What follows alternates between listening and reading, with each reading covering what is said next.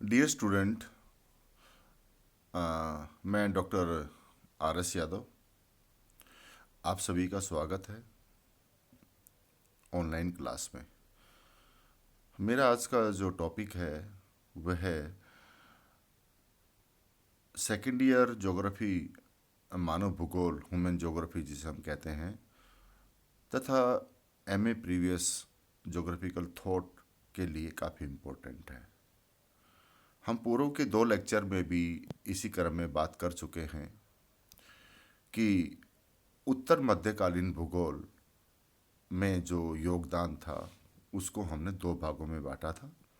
एक पूर्व मध्यकालीन और दूसरा उत्तर मध्यकालीन। उत्तर मध्यकालीन को पुनर्जागरण काल के भौगोलिक योगदान के रूप में भी हम जानते हैं, geographical contribution in renaissance period. यह काल अंधकार युग के बाद और वर्तमान भूगोल के बीच का जो पीरियड है, उसमें जिन भूगोलवेत्ताओं ने योगदान दिया या भौगोलिक अन्वेषण के कार्य किए, ये उसके क्रम में है। इसके पूर्व के लेक्चर में चूंकि यह जो अंधकार युग के बाद में जो एक अन्वेषण और भौगोलिक खोज का कार्य जो प्रारंभ किया गया था यूरोपियन देशों के द्वारा, वो प्रमुख है, जिनमें हमने यह देखा था कि चूंकि अरबों के आधिपत्य स्थापित होने के कारण जो व्यापारिक स्थल मार्ग अवरुद्ध हो चुका था, उस दौरान वहाँ के शासकों एवं विभिन्न जो व्यापारिक वर्ग था, उनके द्वारा नए मार्ग के तलाश के रूप में खोजी अभियान शुरू किए गए। इससे पूर्व के लेक्चर में हमने डिस्कस किया था कि जो विभिन्न प्रमुख यात्राएं और खोजी अभियान शुरू किए गए, उनमें हमने Marco Polo, Vasco D gamma, Columbus और मैगलन के द्वारा जो खोजी अभियान चलाए गए थे उन पर विस्तार से चर्चा की थी। आज हम इन खोजी अभियानों के बाद या इनके निरंतर रहते हुए भी, चूँकि हमने ये भी देखा था उस वक्त पूर्व के लेक्चर के अंदर, क्योंकि मार्को पोलो अपने चाचा और पिता के साथ में स्थल मार्ग से होते हुए चाइना और इंडिया की यात्रा के लिए निकले थे और वापस वो जल मार्ग से वापस पुर्तगाल या स्पेन वहाँ पर पहुँचे थे। दूसरे जो वास्को डी गामा, जो कि जल मार्ग दक्षिणी अफ्रीका के केप ऑफ द होड टाउन से होते हुए इंडिया के कोच केरल की बंदरगाह पर पहुंचे थे, ये उनका अभियान का मार्ग था। कोलंबस के बारे में हमने चर्चा की थी, यह मैं आपको शॉर्ट में बताना चाहूँगा, बिल्कुल संक्षिप्त में। कोलंबस जो कि को ये ज्ञान था कि जो टॉलमी के जो मानचित्र थे, क्योंकि स्थल मार्ग अवरुद्ध होने के कारण उन्होंने यह उनको आभास था कि पृथ्वी गोल है। उन्होंने शासकीय मदद की सहायता से अपने अभियान को शुरू किया और उनका मानना था कि अगर पश्चिम की यात्रा की जाए, चूँकि पृथ्वी गोल है, तो वह पूर्वी देश भारत की यात्रा या भारत की नई दुनिया या भारत की खोज कर सकते हैं। लेकिन वो पूर्वी द्वीप जो कि उत्तरी अमेरिका और दक्षिण अमेरिका के बीच में है, वहाँ पर पहुँचे तो उन्होंने यही मान लिया कि ये नई दुनिया या भारत है, जिसको रेड इंडियन या जो भी उन्होंने नाम दिया था वो था। मैगलन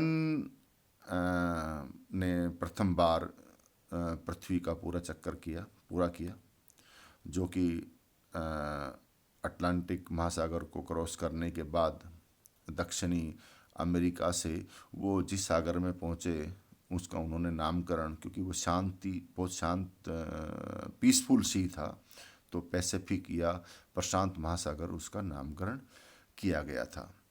ये इस प्रकार के जो भौगोलिक कार्य थे वो इन खोजों के बाद का जो हमारा भौगोलिक योगदान है पुनर्जागरण काल में, उसे हम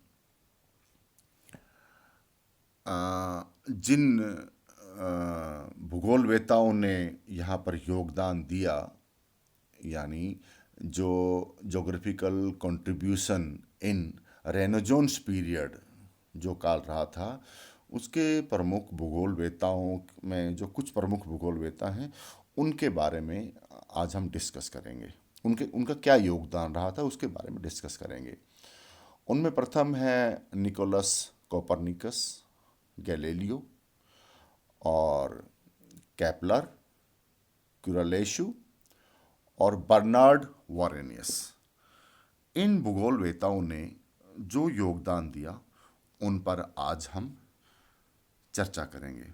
जो प्रथम भूगोलवेता हैं उनके बारे में हम विस्तार से जो जानकारी उन्होंने भूगोल के अंदर जो योगदान दिया उसका हम अध्ययन करेंगे। निकोलस कोपरनिकस अपने समय के प्रख्यात खगोल शास्त्री एवं गणितज्ञ थे, जिन्होंने पृथ्वी को ब्रह्मांड के केंद्र से बाहर माना। निकोलस पहले यूरोपियन खगोल शास्त्री थे जिन्होंने यह क्रांतिकारी सूत्र दिया था कि पृथ्वी अंतरिक्ष के केंद्र में नहीं है, जबकि इससे पूर्व पूरा यूरोप अरस्तु की अवधारणा पर विश्वास करता था कि पृथ्वी ब्रह्मांड के केंद्र में है और सूर्य, तारे तथा अन्य पिंड इसके गिर्द चक्कर लगाते हैं। 1530 में उन्होंने अपनी पुस्तक डी रेवोल्यूशन, जिसे हम हिंदी में आकाशीय पिंडों का भ्रमण नाम दिया गया है, प्रकाशित की। इसके उन्होंने 6 खंड लिखे थे, जिसमें उल्लेख किया कि पृथ्वी अपने अक्ष पर घूमती है तथा एक दिन में चक्कर पूरा करती है तथा एक साल में सूर्य का चक्कर पूरा करती है। विशेष तथ्य यह है कि कोपरनिकस ने यह निष्कर्ष किसी यंत्र से प्राप्त नहीं किए। उन्होंने अपनी आंखों से देखकर गणितीय गणनाओं के द्वारा सही निष्कर्ष प्राप्त करने का कार्य किया था। बाद में जब गैलीलियो ने दूरदर्शी का आविष्कार किया तो उनके निष्कर्ष की पुष्टि हुई थी। निकोलस ने अपने ग्रंथ द रेवोल्यूशन में जो बातें कही हैं, वे अधिकांश जो बातें हैं वो उनके प्रेक्षण पर आधारित हैं तथा ये चर्च तथा बाइबल की परंपरा और दर्शन के विरुद्ध थी। अतः उनके जो फ्रेंड थे उस समय, उन्होंने उनकी पुस्तक का प्रकाशन कराया और 1543 ईस्वी में उनकी मृत्यु से पूर्व उनको उनके ग्रंथ की एक प्रति भेंट भी की गई थी। जैसा मैंने अभी आपको बताया, निकोलस कोपरनिकस ने पहली बार पृथ्वी को ब्रह्मांड या सौर मंडल का केंद्र मानने से इनकार कर दिया था। उन्होंने पृथ्वी को भी अन्य ग्रहों की भांति ही एक ग्रह माना और अपने प्रेक्षण या जो शोध कार्य किए थे उनके आधार पर कोपरनिकस के ने कहा कि सूर्य को ही ग्रह मंडल का केंद्र मानकर ही ग्रहों की गति की गणना की जा सकती है और उनके जो परिभ्रमण मार्ग हैं उनको समझा जा सकता है। उसने पृथ्वी सहित सभी ग्रहों को सूर्य के चारों ओर चक्कर लगाता हुआ बताया। इसके अलावा उन्होंने अन्य ग्रहों का भी जिक्र किया था, जिसमें बुध, शुक्र, पृथ्वी, चंद्रमा, उसका कक्षा मार्ग व अन्य ग्रहों के बारे में भी जानकारी दी थी। यहाँ पर जो बातें निकोलस ने कही हैं उन सब चीजों का प्रमाण या उन तथ्यों की पुष्टि उनके मृत्यु के काफी समय बाद गैलीलियो ने जब दूरदर्शी यंत्र का आविष्कार किया और उन्होंने जब पूरे प्रेक्षण किए, तथ्यों को रिकॉर्ड किया गया, उन बातों से निकोलस ने जो चीज कही थी कि सूर्य केंद्र में है और सभी ग्रह उसका परिभ्रमण करते हैं, उस बात की पुष्टि हुई थी। यहाँ मैं एक बात आपसे स्पष्ट करूं कि निकोलस के जन्म के संबंध में कुछ धारणाएं हैं कि कुछ भूगोलवेता या जो पुस्तक हैं उसमें लिखा हुआ है कि 1465 में जन्म हुआ और कहीं पर 1473 लिखा हुआ है। लेकिन अगर ज़्यादा अंतर न माने तो 1473 से लेकर के 1543 ईस्वी तक कोपरनिकस का जो योगदान था वह हमारे सामने है। इसके बाद जो भूगोलवेता या हम जिसे खगोल शास्त्री कहेंगे वो गैलीलियो है। गैलीलियो का जो योगदान और कार्यकाल जो जन्म से लेकर उन्होंने जो पूरा कार्य किया वो भूगोल में जो लिखा गया है पुस्तकों में वह 1564 से लेकर के 1642 ईस्वी तक है। गैलीलियो के संबंध में मैंने अंधकार युग में भी आपसे बात की थी कि जब गैलीलियो ने ये कहा था कि पृथ्वी सूर्य के चारों तरफ भ्रमण करती है, तो इस पर उनको चर्च के द्वारा सजा भी सुनाई गई थी। लेकिन गैलीलियो का योगदान भूगोल में अद्वितीय है। गैलीलियो ने, ऐसा हम नहीं कह सकते कि गैलीलियो किसी धर्म को या नास्तिक था वह, क्योंकि उन्होंने पेंडुलम का जो आविष्कार किया था, जो दीवार घड़ी में आजकल इस्तेमाल होता है, वो उन्होंने चर्च में जो दीपक एक रस्सी से बंधा हुआ था, वो जब लेफ्ट राइट घूम करके जो अपना समय पूर्ण करता था, उसकी गणना उन्होंने अपने हाथ की जो नब्ज होती है उससे उसकी गणना की थी कि अगर ज्यादा दूरी पर जाकर के वापस आने एवं कम दूरी से आकर वापस आने में भी वह बराबर समय लेता है।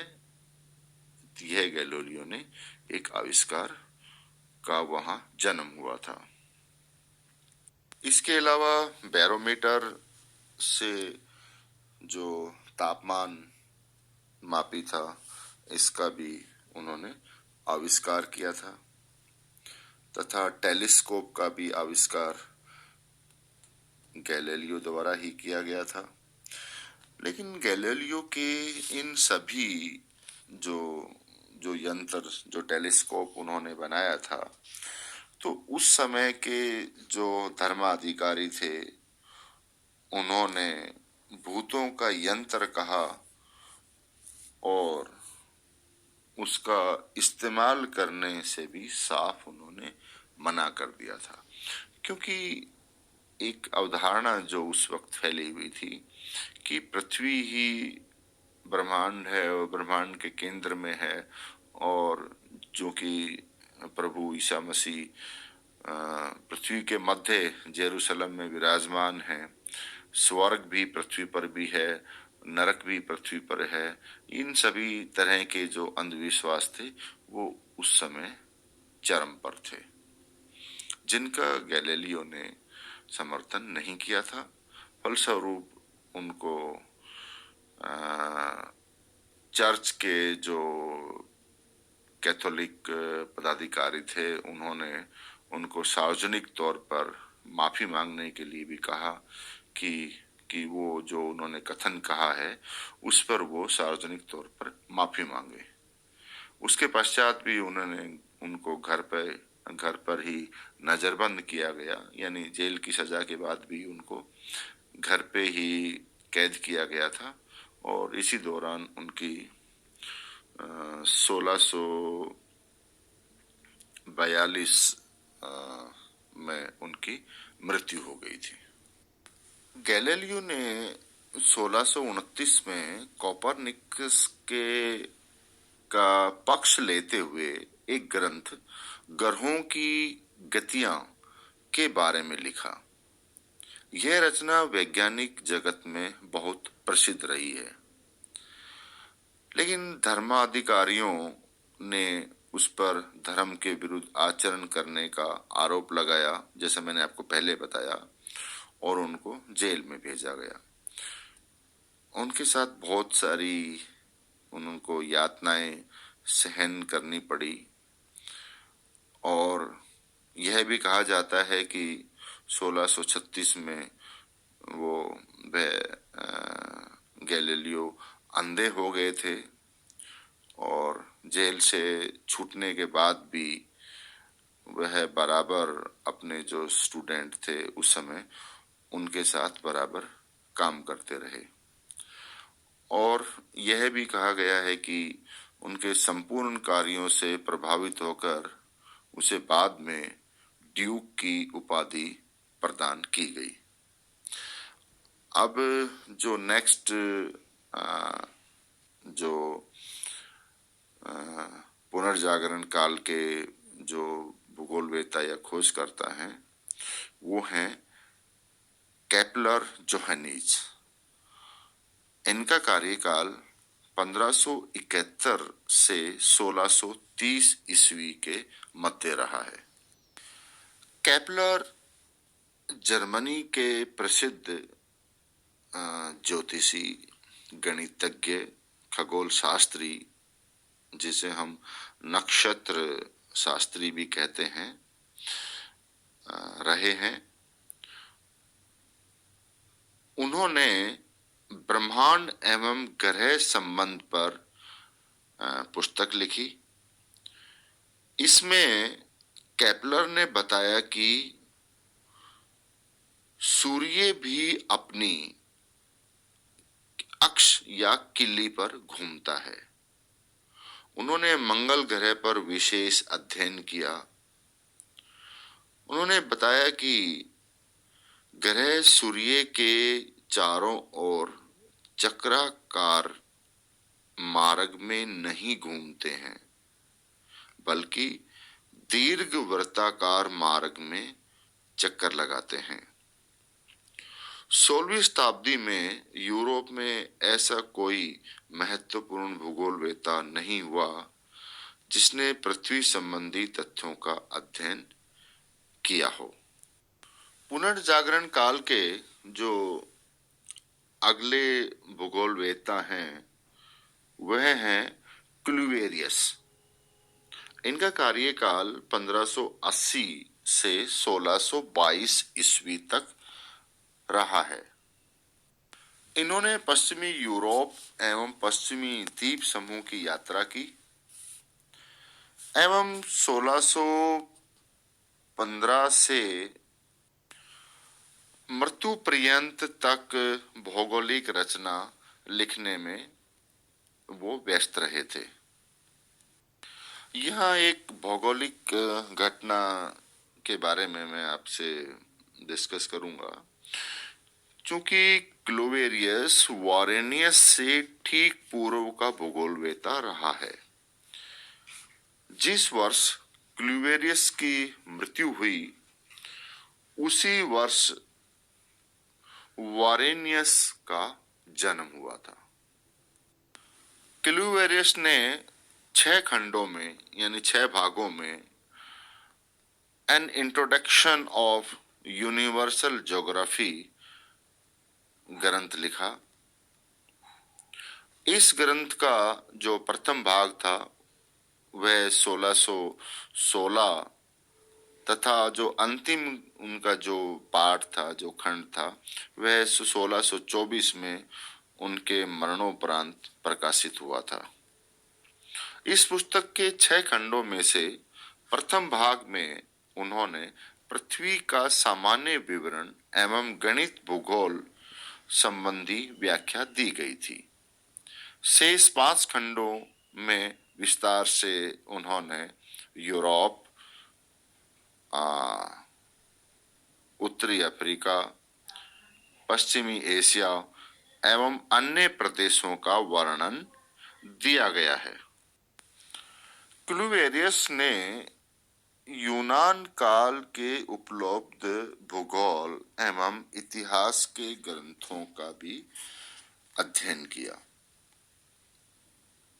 वे टॉलमी एवं स्ट्रबो के कार्यों से परिचित।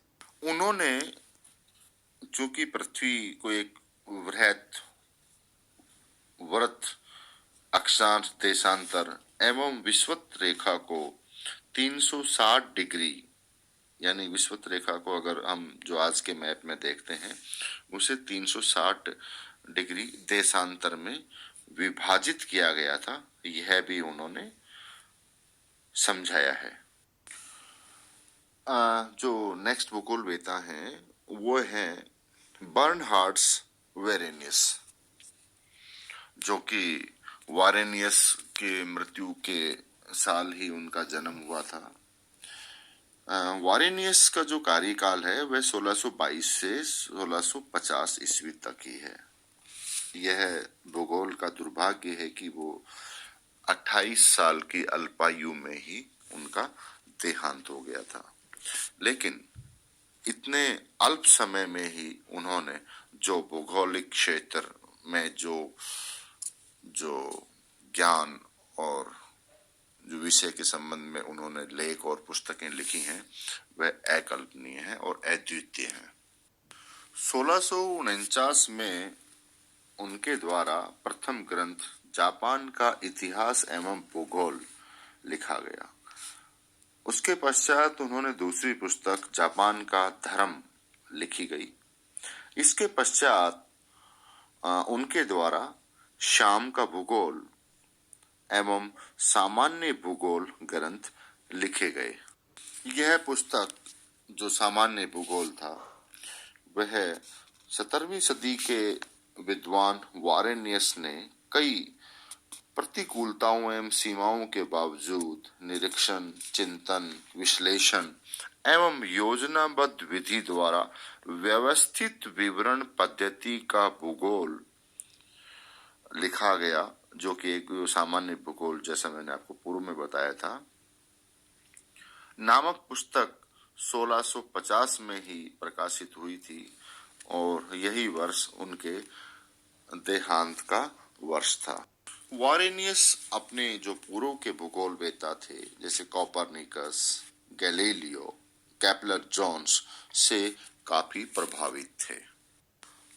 उन्होंने अपने समय के धर्माधिकारियों एवं शासकों से पूर्ण दृढ़ता से नवीन तथ्यों एवं खोजों को अपनाने का विशेष अनुरोध किया था, चूंकि उस वक्त, जैसा कि मैंने गैलीलियो के संबंध में आपको बताया था, इस प्रकार की विचारधाराएं उस समय मौजूद थी।